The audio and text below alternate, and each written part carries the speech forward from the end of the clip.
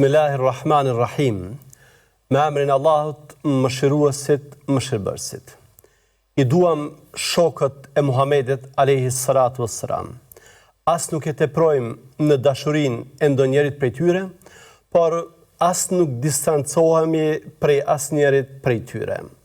Ne i urrejmë ata që i urrejnë sahabët dhe për të keq i përmendim, ndërsa ne nuk i përmendim ndryshe vetëm se për të mirë. Dashuria për sahabët është besim, është fe dhe ihsan, ndërsa urrejtja e tyre është herezi, hipokrizi dhe padrejtësi. Këto fjalë janë të një dietari të madh, Imam Tahaviut, që nuk janë thjesht një përshkrim për shokët e Muhamedit alayhi salatu wassalam. Ato përtej kësaj janë doktrinë dhe koncepti sam sa i përket mënyrës se si ne i trajtojmë sahabët. Sahabët janë njerëz, por jo sikur njerëzit tjerë. Ata në fakt janë njerëzit e përzedhur, janë brezi i përzedhur i njerëzimit. Dhe këtë me tekst nga vetë profeti Muhammed, paqja e Zotit qoftë mbi të, i cili ka thënë: Khairun nasi qarni, thumma alladhina yalunahum, thumma alladhina yalunahum. Njerëzit më të mirë janë këta të kohës, epokës, shekullit tim, pastaj ata që vinë e pastaj brezi pasues. Pra, me tekst të Muhamedit alayhi salatu wassalam, sahabët janë brezi më i mirë i njerëzimit pas profetëve të Zotit. Ata janë urë lidhëse ndërmjet profetit dhe ummetit të tij. Neve feja na ka ardhur pikërisht nga sahabët. Prandaj rëndësia e tyre në përcjelljen e mesazhit islam, në përcjelljen e fesë islame tek brezat në vazhdimsi është te jetë e madhe.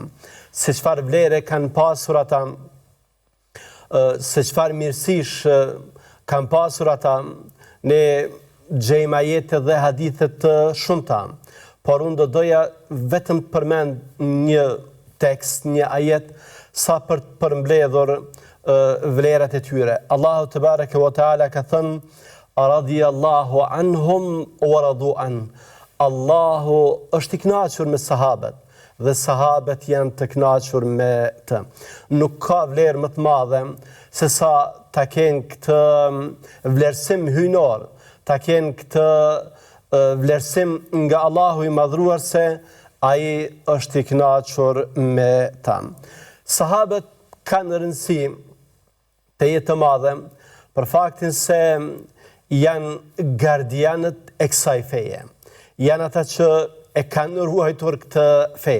Janë ata që e kanë përcjell këtë fe tek ne. Muhamedi alayhi salatu wassalam, kur i ka përshkruar në këtë formë: wa ashabi amanatun li ummati, fa idha dhahaba ashabi ata ummati ma yu'adun. Sahabët, shokët e mi, janë garanca, janë siguria e ummetit tim. E kur sahabët të kenë shkuar, atëherë ummetit do t'i ndodh ajo që veç janë paralajmëruar për të. Në fakt, ky hadith është pjesë e shkputur e një hadithi të gjatë, në cilin Muhamedi alayhi salatu wassalam shembullin e tyre në mënyrë figurative e krahason me shembullin e yjeve në qiell. Yjet, përderisa ekzistojnë, është dëshmi se jeta në këtë kozmos, jeta në këtë univers vazhdon. Me rënjen e yjeve, me humbjen e tyre, atëherë fundi i kësaj bote është i pashmangshëm, është afër. Dhe në një farë forme mungesa e sahabeve nënkupton se në ummet do të ndodhin çrregullime, ashtu edhe siç në të vërtetë ka ndodhur. Sahabët janë dalluar për mënyrën se si e kanë kuptuar fen dhe se si e kanë praktikuar atë. Prandaj jo më kot, ata janë shembull që ne duhet të ndjekim. Pra, krahas Muhamedit alayhis salatu wassalam, ne ndjekim edhe shëmbëltyrën e sahabeve.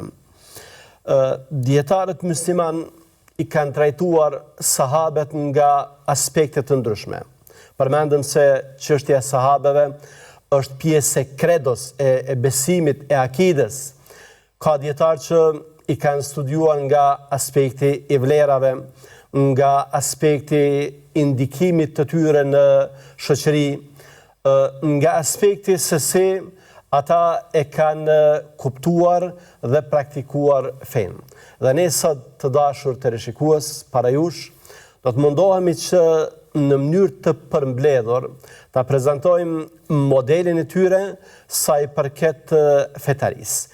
Imam Evzaiu, Allahu mëshiroft, përcjell se të parët kanë thënë kësaj.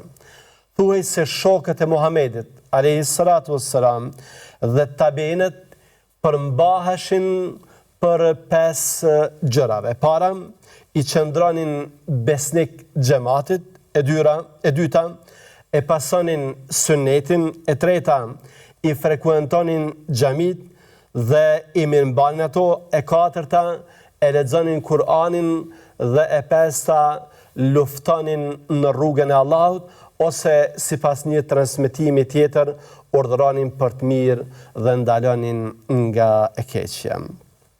Kjo këshill e ka një rëndësi të madhe për faktin se para nesh ofron një model të suksesshëm të fetarisë, një model i cili i paraqet vlerat e mirëfillta fetare, një model i cili fetarin e sjell të gjallë dhe me botkuptimet e vërteta. Ne, para se të shpjegojmë këto 5 pika që karakterizojnë fetarin e sahabeve dhe tabiinëve, do donim që të bënim një përmbledhje biografike rreth këtij dietari të madh, i cili na e përcjell këtë këshill. Imam Evzaiu e ka emrin e plot Abdurrahman bin Amr bin Muhammed. Ka lindur në Ba'lebek në Liban në vitin 88 sipas hijretit. Si i vogël ka mbetur jetim, ndërsa kujdesin dhe edukimin e tij e ka marrë përsipër e ëma. Ai i përket brezit të tretë të besimtarve, pra tabiinëve, për vlerën e të cilëve, siç edhe përmendëm më parë, ka folur Muhamedi alayhis salatu wassalam. Ai ka arritur një numër të madh të tabiinëve, prej të cilëve edhe ka mësuar. Për shembull, e ka arritur Ata bin Ebi Rabahun, Ebu Ja'far Bakirin, Mekhulin, Kataden, Zuhriun, Bilal bin Saadin, Yahya bin Ebi Kethirin, Mejmun bin Mehranin, e shumë të tjerë. Ndërsa prej tij kanë mësuar dhe kanë përcjell hadithe emrat të mëdhenj të dijeve islame. E me theks të veçantë imami i Medinës, Imam Maliku, pastaj Sufjan Thauriu, Yahya bin Ebi Kethiri dhe Zuhriu, të cilët njëherësh kanë qenë edhe mësues të tij. Është vlerësuar për dijen e madhe që ka pasur. Ka qenë imam në fik dhe në hadith. Muslimanët janë unanim sa i përket asaj se Imam Evzaiu është i drejtë dhe dietar i madh. Ebu Zur'a thot se janë përcjell prej Imam Evzaiut më shumë se 60.000 mesele. Pra, ka trajtuar, ka folur, ka diskutuar për më shumë se 60.000 mesele. Dietarët e kanë vlerësuar shumë për dijen.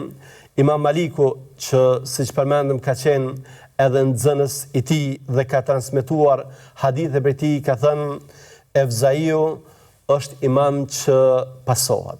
Një dëshmi e këtill prej një dietari kaq të madh siç ka qenë Imam Maliku, vërtet që është e rëndësishme.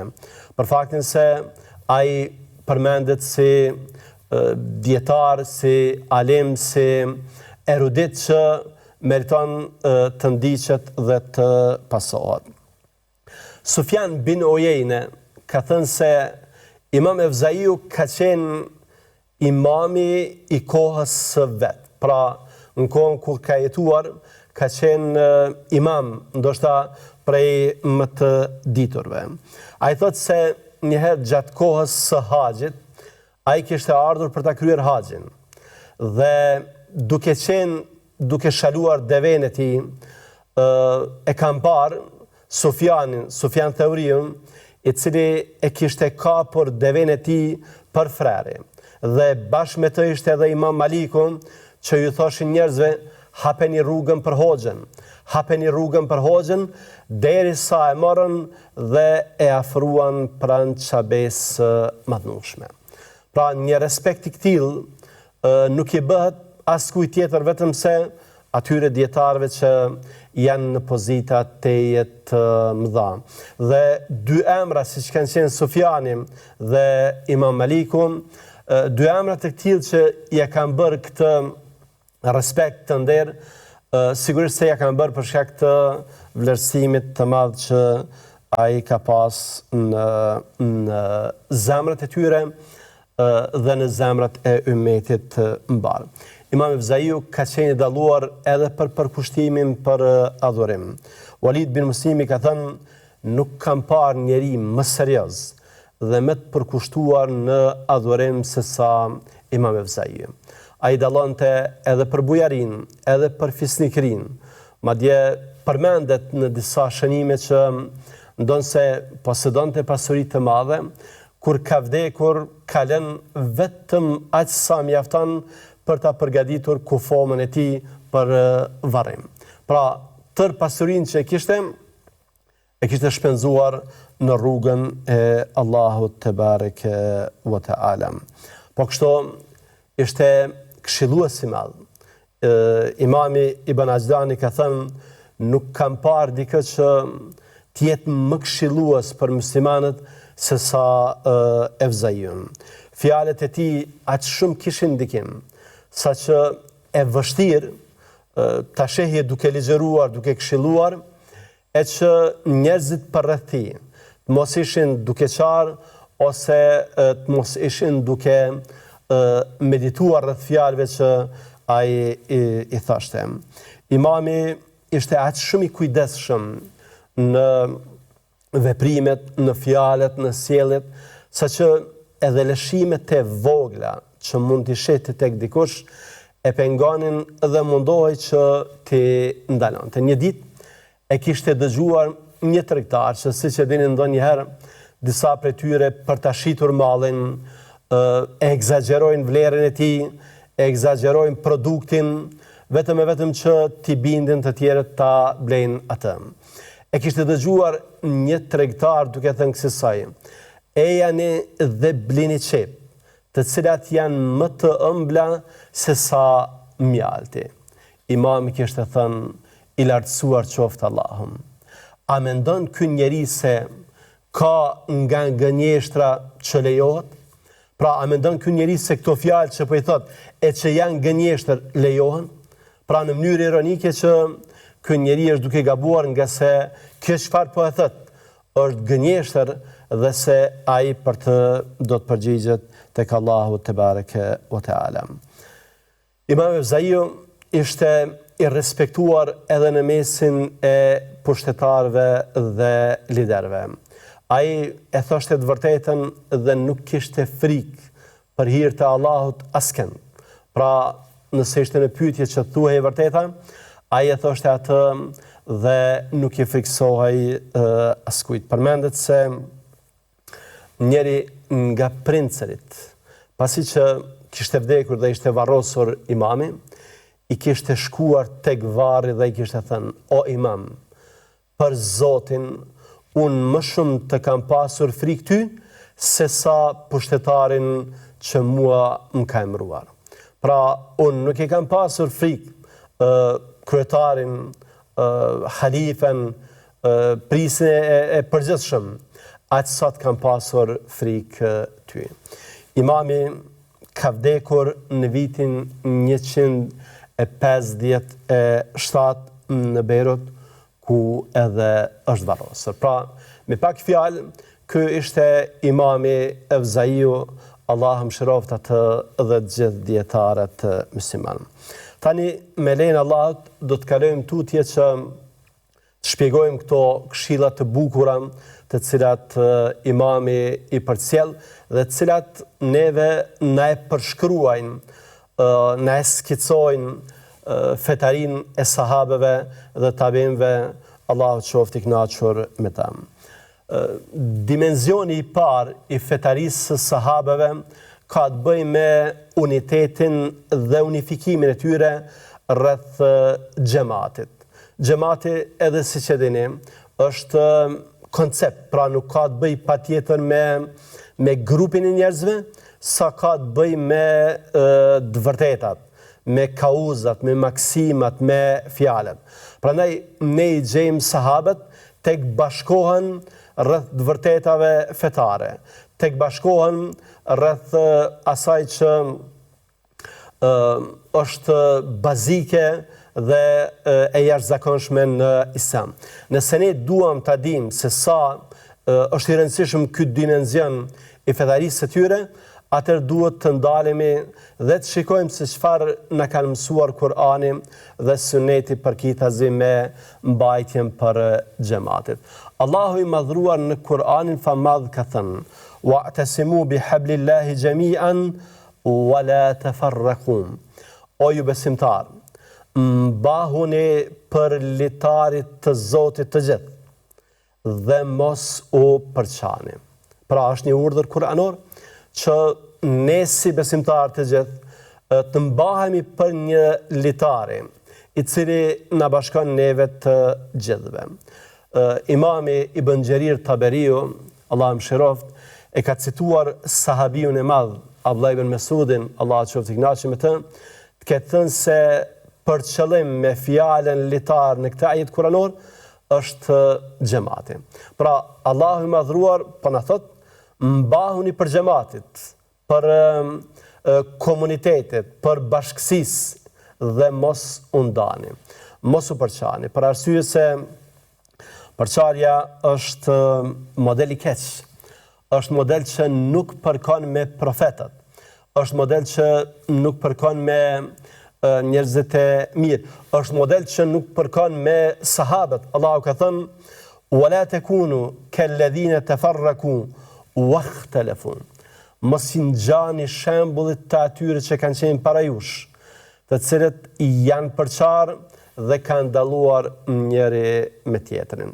Pra, neve si besimtarë, si i tharë të Kur'anit, si pasues të Muhamedit alayhi salatu wassalam, nuk na takon që të ndjekim shembuj të këqij.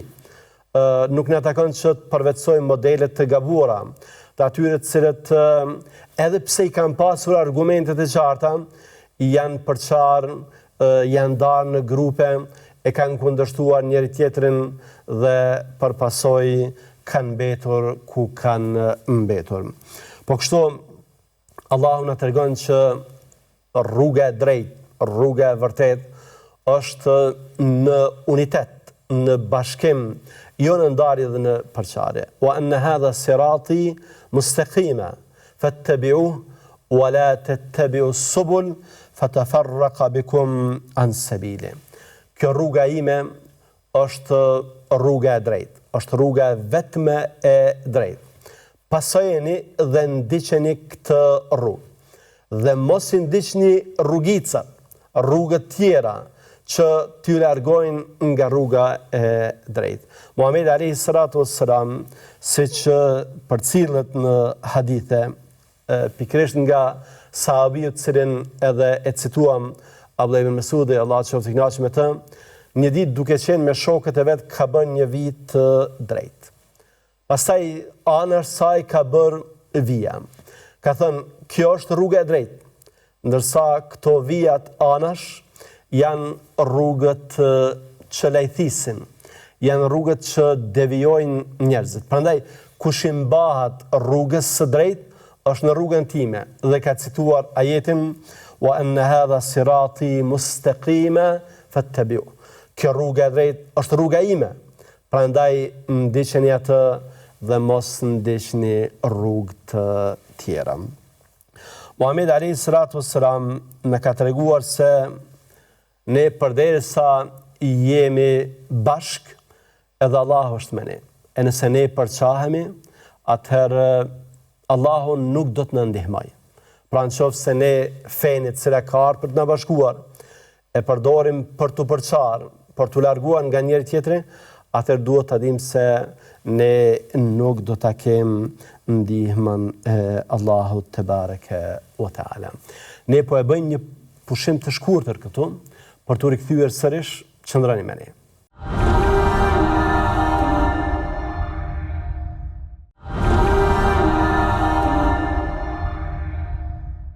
Ja u kthyem sërish me lejen Allahut te bareke wa taala për të vazhduar me këtë përshkrimin e bukur që është bërë për fetarinë e sahabeve dhe tabinëve. Në pjesën e parë, ne u ndalëm tek dimensioni ose diagonalja e parë e fetarisë së sahabeve, e që ishte mbajtja për xhamatit. Tani do të vazhdojmë me përshkrimet e radhës që kanë të bëjnë me ndjekjen e sunnetit. Pra, sahabet, siç janë përshkruar, kanë qenë prej atyre që e kanë ndjekur dhe e kanë pasuar Muhamedit alayhi salatu wassalam në atë mënyrë që ne nuk e gjejmë tek të tjerët. Pra, mund të themi se është për nga madhështia prallore, për nga zbatimi, është e jashtëzakonshme. Ata duke u edukuar nga Kur'ani dhe nga vetë Muhamedi alayhi salatu wassalam, e kanë dashur atë dhe e kanë ndjekur. Allahu ka thënë në Kur'an: "Kul in kuntum tuhibbuna Allaha fattabi'uni yuhibbukumullah." Thuaj o Muhammed, nëse jo e doni Allahun, atëherë më ndiqni mua që Allahu t'ju doj. Ky ajet është quajtur ndryshe edhe si ajeti i testimit të besimit. Nëse dikush pretendon se e do Allahun, atëherë për të dëshmuar këtë dashuri, duhet që ta ndjek Muhamedit alayhi salatu wassalam. Ndryshe, dashuria do të mbetej vetëm pretendim. Pra, ne dua Muhamedit alayhi salatu wassalam dhe provë, dëshmi, argument i kësaj dashurie është ndjekja e sunetit të tij, është pasimi i tij. Allahu na ka treguar në Kur'an që ne duhet të ndjekim atë dhe duhet të pasojmë atë, nga se në fakt ai çfarë flet nga ajo që i shpallet prej Allahut. Dhe nëse ne e respektojmë, nëse ne e çojmë në vend fjalën e tij, atëherë ne në vërtet e kemi çuar në vend fjalën e Allahut te bareke wa taala. Dhe nga këto që Muhamedi alayhi salatu wassalam na i ka thënë, ne duhet të marrim të gjitha. "Wa ma ataakumur rasul fakhudhuhu wa ma nahakum anhu fantahu." Nëse profeti ju urdhëron për diçka, atëherë bëjeni atë, merreni atë që ai u ofron. E nëse ju ndalon për ndonjë gjëje, atëherë largohuni prej saj. Pra, ne fjalët që i marrim prej dërguarit të Allahut, praktikat që i marrim prej të dërguarit të Allahut, i marrim pa rezervë. I marrim si fjalë dhe si praktika të inspiruara nga Allahu i madhruar. Madje vetë Muhamedi alayhi salatu wassalam ka thënë: "Kush më respekton mua, e ka respektuar Allahun. E kush më kundërshton, wa man asani faqad asa Allah, e kush më kundërshton mua, ai e ka kundërshtuar Allahun." Nga se, si tham edhe më parë, përderisa është kumtues nga Allahun, nënkupton se ajo që ai na thot neve është fjala e Zotit. Nëse ne respektojmë atë, e kemi respektuar fjalën e Zotit.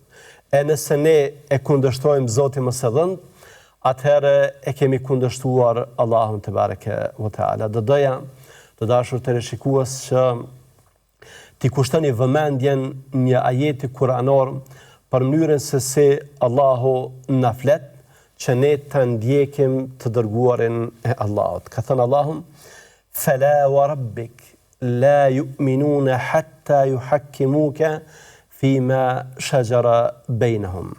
Pasha Zotin tënd, ata nuk kanë besuar plotësisht, përderisa ty të mos marrin si gjykues për gjërat për të cilat nuk kanë pajtime, thumma la yajidu fi anfusihim harajan mimma qadayt. E pastaj të mos e pranojnë atë me zemrën plot. Pra, një verdikt, një gjykim, një vendim që na vjen nga Muhamedi alayhi salatu wassalam, jo vetëm që nuk bëhet fjalë për refuzimin e tij, por duhet që ta pranojmë duke qenë të kënaqur, nga se Allahu i madhruar po betohet se ata që nuk veprojnë kësaj, ata nuk e kanë besimin e plot në Allahun e madhruar. Prandaj, ne përgjatë historisë islame gjejmë shembuj të cilët vërtet janë të jashtëzakonshëm, janë të papërsëritshëm në historinë njerëzore. Ebu Bekri, Allahu qoftë i kënaqur me të, e kishte zbatuar një vendim të profetit për ta dërguar Usamen si komandant të ushtrisë, edhe pse sahabët e tjerë i kishin sugjeruar që tani që profeti alayhi salatu wasallam kishte vdekur, ta rishikonte këtë vendim për shkak të moshës së re të Usamës. Por ai kishte thënë që atë që e ka caktuar Muhamedi alayhi salatu wasallam, unë kur nuk do ta thej. Pra, ka thënë Muhamedi alayhi salatu wasallam që Usama të jetë komandant dhe ashtu duhet të ndodhë. Sahabët ishin aq shumë të përkushtuar sa që nuk bënin kompromis me fjalët, me udhëzimet, me këshillat e Muhamedit alayhi salatu wassalam. Abdullah ibn Omeri, Allah qoftë i kënaqur me të dhe baban e tij, një ditë kishte përcjell një hadith në të cilin Muhamedi alayhi salatu wassalam kishte thënë: "Mos i ndaloni muslimanët, robëreshët e Allahut, prej shkuarjes në xhami." Pra, nëse shkojnë në xhami, i lini të lira. Dikush prej bijve të tij kishte thënë: "Ne do t'i ndalojmë ato." Atëherë, me zemrim të madh, Abdullahu, Allah qoftë i kënaqur me të, e kishte shikuar dhe i kishte thënë: "Unë po të them se i dërguari i Allahut ka thënë që të mos i ndalojmë, ndërsa ti po më thua ndryshe, nuk do të flas kur gjatë jetës sime." Pra, nuk bëhej kompromis me fjalët e Muhamedit alayhi salatu wassalam. Nuk ishte diçka që mund të sillnin alternativë. Jo, e ka thënë i dërguari i Allahut dhe me kaq mbaron. Madje ata shumë e zbatonin saqë edhe ndoshta ato që nuk ishin drejt për drejt synime dëshironin që thjesht t'i përmbaheshin fjalës së dërguarit të Allahut në mënyrë që ta arrinin shpërblimin. Një ditë Muhamedi alayhi salatu wassalam, duke ligjëruar, kishte kërkuar nga njerëzit që të ulen. Në ato momente kishte ardhur sahabiu i nderuar, të cilin e cituam tash sa herë, Abdullah ibn Mesudi, dhe kur e ka dëgjuar Muhamedit alayhi salatu wassalam duke thënë uluni, ai ishte ulur tek pragu i xhamis. Pra, ka thënë Muhamedi alayhi salatu wassalam uluni, aty ku ka qenë, aty edhe është ulur. Jo për tjetër, por thjesht që ta respektonte fjalën e të dërguarit të Allahut, Allahu qoftë i kënaqur me të. Po kështu, kushdo që lexon në hadith të Muhamedit alayhi salatu wassalam, ose thënë më mirë në koleksionet e haditheve, jo rrallë do të gjej përshkrime cilat na janë përcjell në formë të veçantë në veten e parë dhe në një mënyrë të rrallë emocionale. Ebu Hurajra dhe sahabët e tjerë kanë thënë që i dërguari i Allahut më ka porositur mua për disa gjëra të cilat kur sa të jem gjallë nuk do t'i lë pa i vepruar. Pra, tregon se ajo që ua ka thënë Muhamedi alayhi salatu wassalam, ajo është e shtrenjtë për ta, ajo ka vlerë për ta, dhe se ato fjalë, ato këshilla, ato veprime, për cilat Muhamedi alayhi salatu wassalam ju ka sugjeruar që t'i bëjnë, nuk do t'i lënë pa i bërë kur deri në vdekje. Dimenzion tjetër i fetarisë së sahabeve është edhe frekuentimi i xhamive, dhe jo vetëm. Është edhe përkujdesja për xhamit. Ashtu siç tham, për ta kuptuar këtë kornizë të fetarisë së sahabeve, ne duhet që të referohemi Kur'anit dhe Sunetit. Allahu i madhruar në Kur'anin fammadh, ata që falen në xhami dhe që i mirëmbajnë xhamit, i ka përshkruar si besimtar të vërtet. Innema ya'muru masajid Allahi men amana billahi wal yawmil akhir wa aqama as-salah wa ata az-zakah wa lam yakhsha illa Allah. Vërtet, për njerëzve, ata që përkujdesen për xhamin, janë ata që e besojnë Allahun, ata që e besojnë ditën e fundit, ata që e falin namazin, që e japin zakatin dhe që nuk kanë frikë askën tjetër pas Allahut të madhruar. Siç mund të shohim, këta njerëz kanë përmbledhur tipare që nuk i gjejmë tek të tjerët. Kanë përmbledhur besimin që është bazament i padiskutueshëm. Kanë përmbledhur obligimet që lidhen me xhamin. Namazi është obligim që kryhet në xhami. Por për të kryer kjo obligim, ne kemi nevojë që edhe të financojmë xhamit. Pra janë ata që e falin namazin, e japin zakatin dhe krahas këtyre janë të fuqishëm. Kanë personalitet që i bën të dallojnë prej të tjerëve, askujt përveç Allahut të madhruar nuk ja kanë frikën. Jam përkujdesur për xhamit, për faktin se, siç kemi mësuar në hadithet e Muhamedit alayhi salatu wassalam, të kujdesesh për xhamit nënkupton që të bësh një vepër, sevapi, mirësia, hajri së cilës rrjedh edhe pas vdekjes sate. Muhamedi alayhi salatu wassalam ka thënë, prej veprave që besimtarit i gjenerojnë të hyra, sevapi edhe pas vdekjes, është edhe ndërtimi i xhamive. Madje për të nxitur besimtarët që të kontribuojnë në këtë drejtim, ka thënë se e rëndësishme është angazhimi, është përpjekja, është kontributi, është bashkimi me radhën e atyre që kontribuojnë për xhami, edhe nëse kontributi yt është solid dhe simbolik. Ka thënë në një hadith, ai që për hir të Allahut e ndërton një xhami kemefhase qatatin, qoftë edhe sa një strofull i një zogut të vogël, Allahu do t'ja ndërtoj atij një xhami.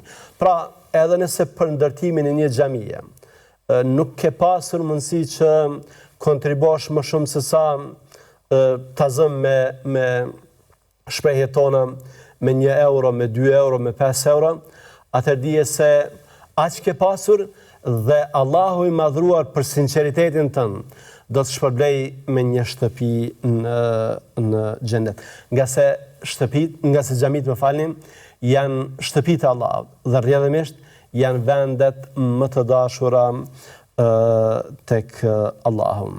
Abdullah ibn Abbasi, Allahu qoftë i kënaqur me të dhe baban e tij, ka thënë, xhamit janë shtëpitë e Allahut në tokë. Dhe ato ndriçojnë për banorët e qiellit, ashtu siç yjet ndriçojnë për ne. Pra, ashtu siç ne i shohim në natë, gjatë natës së errët yjet, po kështu banorët e qiellit, melekët, i shohin xhamit në tokë. Xhamit tek sahabët nuk kanë qenë thjesht vende për adhurim, por kanë qenë vende edhe për ruajtjen e fetarisë së tyre. Është përmendur nga Abu Huraira, Allahu qoftë i kënaqur me të, se kanë qëndruar në xhami veç mas gjatë Ramazanit, që ta ruajnë agjerimin e tyre, pra ta ruajnë adhurimin e tyre, të veçohen vetëm me Allahun te bareke ve teala, të përkushtohen vetëm Allahut te bareke ve teala dhe duke qenë në këtë gjendje, ata janë ruajtur nga shikimi në haram, nga fjalët që ne ndonjëherë nuk ju kushtojmë rëndësi dhe të cilat janë vërtet rrezikshme. Këshill ose dimension tjetër që ne e hasim në këshillën e në këshillën e Imam Evzaiut, përkitazi me fetarinë e sahabeve, ka të bëjë me leximin e Kur'anit. Sahabët kanë qenë të dhënë pas leximit të librit të Allahut te bareke ve teala. Allahu madje na ka treguar në Kur'an famadh se për dallim prej nesh, ata janë ndikuar nga fjala Allahu xhallahu ala. Allahu ka thënë innamal mu'minuna alladhina idha dhukira Allahu wajilat qulubuhum wa idha tuliyat alaihim ayatuhu zadatuhum imana. Vërtet, besimtar të vërtet, të një mend, janë ata që kur përmendet Allahu, zemrat e tyre rrënqethen, ndërsa kur ju lexohen argumentet e Allahut, besimi i tyre shtohet. Pra, e kanë përjetuar Kur'anin, kanë jetuar, kanë bashkëjetuar me Kur'anin, janë mishruar, janë edukuar me Kur'anin. Prandaj ne gjejmë që përkushtimi i tyre për ta trajtuar Kur'anin në këtë formë ka qenë tejet i madh. Abdullah ibn Mesudi, Allah qoftë i kënaqur me të, e ka parë një ditë dikë që në shenjë respekti dhe sigurisht nga mendimi i mirë që ka pasur për Kur'anin, e kishte qëndisur të tërin. Pra ato kopertinat i kishte punuar në një formë të bukur jorse, ndërsa Ibn Mesudi, Allah qoftë i kënaqur me të, i kishte thënë, nëse dëshiron që ta respektosh Kur'anin, atëherë dije se kjo nuk është mënyra se si respektohet Kur'ani. Kur'ani respektohet duke e zbatuar në praktikën tënde. Prandaj ne, nderuar vëllezër, jo rrallë dëgjojmë, lexojmë se ka qenë praktik e sahabeve që krahas mësimit teorik nxënjes përmendjes të ajeteve kuranore, ata paralel me të edhe ta zbatojnë Kur'anin. Pra kanë mësuar 10 ajete, nuk kanë vazhduar tutje, mirë po janë dalë dhe i kanë zbatuar ato ajete në praktikën e tyre. Ata kishin njohuri teje të thella dhe të mëdha për Kur'anin. Ky sahabi i nderuar të cilin po e citojmë tash sa herë, Abdullah ibn Mesudi, është betuar në Allahun se nuk ka ajet në Kur'an për cilin unë nuk di se ku ka zbritur dhe për kë ka zbritur. Pra, kam pas një dije të përgjithshme që ka përfshirë secilin prej ajeteve kuranore në mënyrë të veçantë. E ka njohur librin e Allahut te bareke ve teala dhe kanë punuar sipas tij. Kur'anin ata e kanë menduar se diçka që i drejtohet në mënyrë të veçantë atyre. Pra, jo si diçka që flet për dikë tjetër, jo si diçka që nuk po ju drejtohet atyre, mirë po si diçka që bën thirrje në veten e parë për secilin prej tyre. Për shembull, Allahu ka thënë në Kur'an: "Lan tanalu al-birra hatta tunfiqu mimma tuhibbun." Jo, nuk do të arrini mirësinë nëse nuk shpenzoni nga pasuria të cilën jo e doni, nga pasuria me të cilën ju jeni të lidhur. Sahabiu i nderuar Talha e ka pasur një kopsht të veçantë në Medinë, kopshtin që quhej Bejruha, dhe të cilin e vizitonte Muhamedi alayhi salatu wassalam dhe pinte prej ujit të tij. Kur e ka dëgjuar këtë ajet kuranor, ka thënë: "O i dërguari i Allahut, Allahu po na thot neve që të shpenzojmë nga pasuria që dua më së shumti, që e kemi më së afërmi zemrës. Unë nuk kam ndonjë pasuri që ka vlerë tek unë më të madhe se sa ky kopsht. Dhe këtë kopsht po e jap për hir të Allahut te bareke ve teala. Pra nuk ka qenë për atyre që t'ja përcjell dikujt të ajet, ta nxit dikë për të dhënë, jo. Ai ka thënë Allahu po thotë që ne ta japim pasurinë që dua më së shumti dhe ja ku jam pasuria ime më e çmuar, kopshti Bejruha, është sadaka për hir të Allahut te bareke ve teala. Ata po kështu edhe çortimet kuranore, edhe vrejtjet kuranore i kanë marrë në veten e parë. I janë drejtuar, i kanë interpretuar sigur, i janë drejtuar personalisht atyre. Për shembull, Allah në kapitullin Hujurat ka thënë: "Ya ayyuhalladhina amanu la tarfa'u aswatakum fawqa sawti an-nabi." O ju që keni besuar, mos guxoni ta ngritni zërin tuaj mbi zërin e profetit Muhammed alayhi salatu wassalam. Sahabiu nderuar Thabit bin Qaisi e ka pasur zakon nga vetë natyra e tij që të flet me zë të lartë. Kur ka folur, zëri i tij është dalluar mbi zëra të tjerë. Dhe kur e ka dëgjuar këtë ajet kuranor, ka thënë vajhalle për mua. Aq rënd e ka përjetuar, sa që ka menduar se puna e tij e pati. Dhe për disa ditë madje nuk ka dalë në xhami. E Muhamedi alayhi salatu wasallam kur nuk e ka parë në xhami, ka pyetur për të. Ka shkuar Sadi dhe ja ka rrëfyer rastin. Thabiti ka thënë, unë do t'jem prej banorëve të xhehenemit, nga se unë e kam ngritur zërin mbi Muhamedin alayhi salatu wassalam. Jo qëllimshëm, si thamë, por për shkak natyrës së tij. Muhamedi alayhi salam ka thënë, jo, ti do t'jesh prej banorëve të xhennetit. Pra, ky sahabi nderuar është marrë me veten e tij dhe këtë ajet kuranor në të cilin ne udhëzohemi për një etik të veçantë në të shprehur me Muhamedin alayhi salatu wassalam, ai e ka zbritur në nivelin personal. Dhe përderisa i janë kujtuar raste kur e ka ngritur zërin ndaj Muhamedit alayhi salatu wassalam, atëherë ka menduar se e pati puna e tij.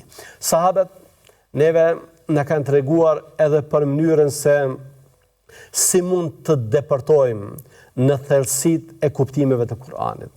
Na kanë përshkruar rrugën që neve përveç dijes na çon edhe tek kuptimet e thella të Kuranit. Uthmani, Allahu qoftë i kënaqur me të, ka thënë sikur zemrat tona të pastroheshin, nuk do të ngopeshin me Kur'an.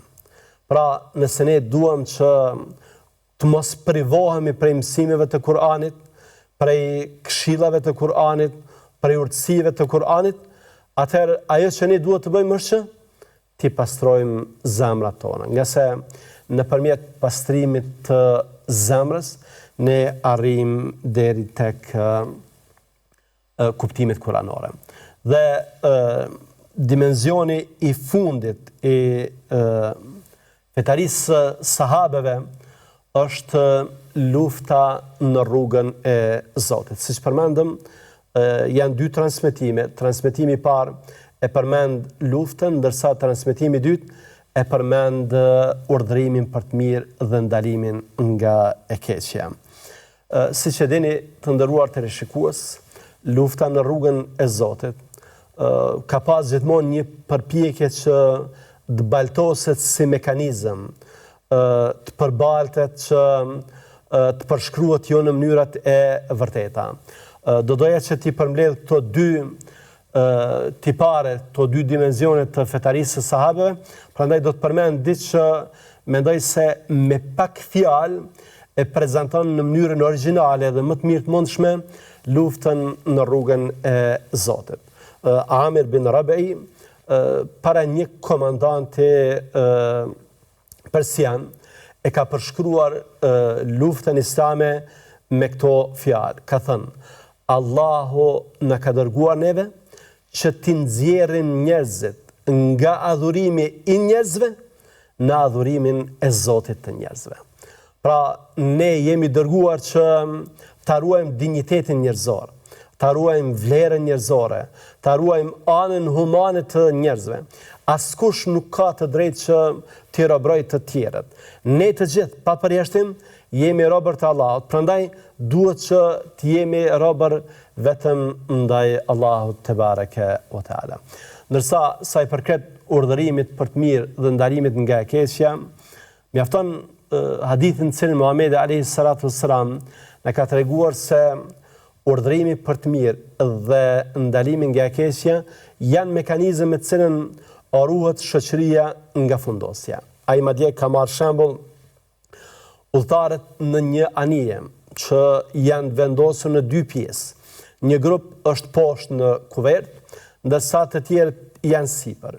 Këta që janë poshtë kanë nevojë që të marrin ujë dhe duke mos dashur që t'i shqetësojnë ata udhëtarët sipër, kanë menduar që poshtë anijes ta bëjnë një vrim. Nëse do të lejoheshin që të vepronin kësaj, çfarë do të ndodhte? Do të fundoseshin të gjithë. Nëse ne lejojmë që e keqja të legalizohet, të ligjësohet, të frymojë lirshëm mesin tonë, atëherë që të gjithë do të jemi viktima të saj. Prandaj obligohemi që të urdhërojmë për të mirë dhe të ndalojmë nga e keqja. Allahu ka thënë wal takum minkum umma yad'una ila al-khairi wa ya'muruna bil ma'ruf wa yanhauna 'anil munkar. Let jetë prej jush një grup i cili thret në të mirën, urdhëron për të mirë dhe ndalon nga e keqja. Pra, ekzistimi, prania e këtij grupi është qenësore dhe jetike për të ruajtur shoqërinë nga humbja, nga degenerimi, nga shfarosja. Nga se jo rrallë të dashur dhe të respektuar vëllezër, ne veç mas në kohën tonë, tani se thuash është bërë si një lloj maksime që lëri njerëzit le të veprojnë çfarë të duan. Është punë e tij dhe nuk më përket mua, edhe puna e tjetrit të përket ty. Nga se përderisa një veprim i tij i gabuar mund të ketë efekt që të prek edhe ty, atëherë duhet ta ndalosh. Në Kur'an disa ajete janë keq interpretuar, mirë po fal kontributit të sahabeve na janë ofruar kuptimet e vërteta të tyre. Prandaj thirrjet e gabuara që dikush i bën në Kur'an famadh janë të refuzuara a priori, sepse ne jemi të urdhëruar që këtë mekanizëm të mbajmë të gjallë. Ka thënë Allah, ja ejuhalladhina amanu, aleikum anfusakum, la yadurrukum man dalla idha ihtadaytum. O ju që keni besuar, kujdesuni për vete, se juve nuk ju dëmton askush prej atyre që kanë ndjekur rrugën e gabuar. Nëse marrim në kuptimin e parë, sipërfaqësor, ky ajet nënkupton që gjithkush prej nesh ta shikoj punën e vet. Mirë po, a është ky kuptimi i vërtetë i këtij ajeti? Jo, dhe sahabiu nderuar Ebu Bekri, Allahu qoftë i kënaqur me të, ka thënë, o ju njerëz, ju po thirrin këtë ajet kuranor, ndërsa unë kam dëgjuar të dërguarin e Allahut që ka thënë, nëse ju e shihni të keqen dhe nuk e ndaloni, dënimi do t'ju përfshijë të gjithë. Prandaj është thënë në kuptimin e këtij ajeti, ju e keni për detyrë, e keni për obligim që njerëzit të urdhëroni për të mirë dhe t'i ndaloni nga e keqja. Pasi ta keni bërë këtë, gjithkush bart barrën e veprimeve të tij. Pra, unë të kam udhëzuar në rrugën e drejtë, të kam ndaluar nga një mëkat dhe ti ke vazhduar me mëkatet, atëherë më unë nuk kam përgjegjësi, përgjegjësia është e jotja. Nderuar vëllezër, njëri prej sahabive të nderuar, Abdullah ibn Abbasi, radiallahu anhuma, një ditë e ka lexuar një ajet kuranor nga kaptina Araf. Anjayna alladhina yanhauna 'anis su. Pastaj ne i kemi shpëtuar ata që kanë ndaluar nga e keqja. Ka thënë Allahu po na thotë se i kam shpëtuar ata që e kanë ndaluar të keqen, sikur ta dije se çfarë është bërë me ata që nuk e kanë ndaluar të keqen. Pra, nëse këta kanë shpëtuar ata që kanë pajtuar me të keqen, ata që nuk e kanë ndaluar të keqen, cili ka qenë fati i tyre. Në përfundim, do doja që nga kjo këshill e bukur e këtij dietarit të madh që përshkruan veprimtarinë e sahabeve, që skicon dhe portretizon fetarinë e tyre, do doja që këto mësime me vlerë ne t'i marrim dhe t'i zbatojmë në jetën tonë, për faktin se ky model është model i njerëzve të dëshmuar, është model i njerëzve për cilët ka folur Allahu te bareke ve teala, ka folur i dërguari i tij. Prandaj ndjekja e këtij modeli, ndjekja e sahabeve është rrugë e shpëtimit në këtë botë dhe në botën tjetër. Allah në lësë që Allahut na mundsoj ta ndjekim dërguarin e tij, të ndjekim sahabët dhe të jemi të shpëtuar në këtë dhe në botën tjetër, dhe deri në takimin ton të radhës qofshim në mbrojtjen e Allahut. Assalamu alaikum wa rahmatullahi wa barakatuh.